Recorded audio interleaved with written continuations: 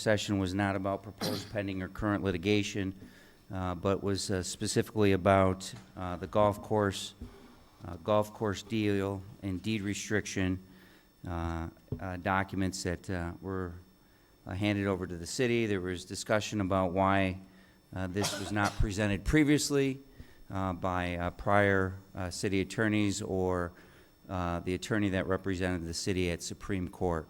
Those documents make reference to the city paying $1.7 million for a deed restriction. As the public knows, it was reported in court that it was $850,000.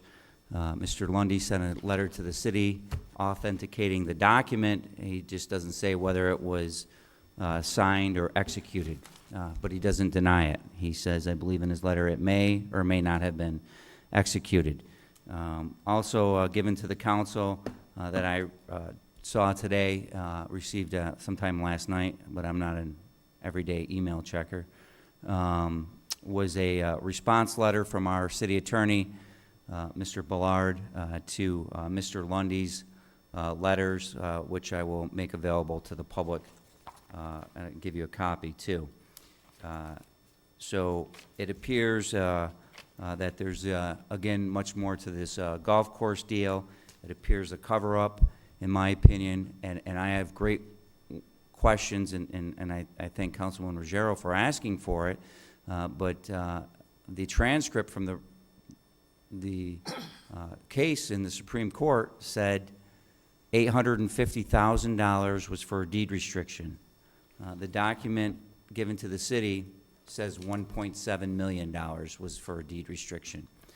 I can say this, that once our city attorney received this document, and after most recently Phil Sameo attacked him publicly and his firm and said that they did a bad job, and it was reported on in the Times, of putting together the deed restriction, of which their firm had no part of dealing with this.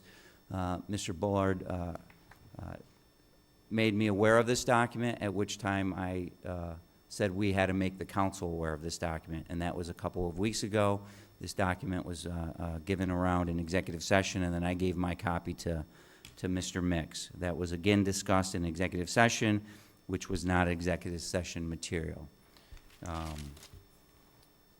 Again, also, I have to say for the record, is what I suspected.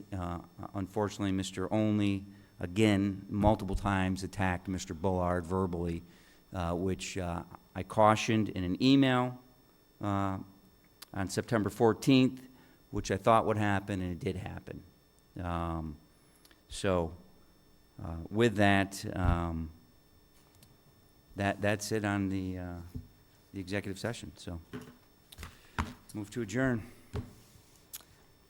Motion to adjourn. Second. Call the question. Councilmember Hickey? Yes. Councilmember Olney? Yes. Councilmember Pierce? Yes. Councilmember Ruggiero? Yes. Mayor Smith? Yes.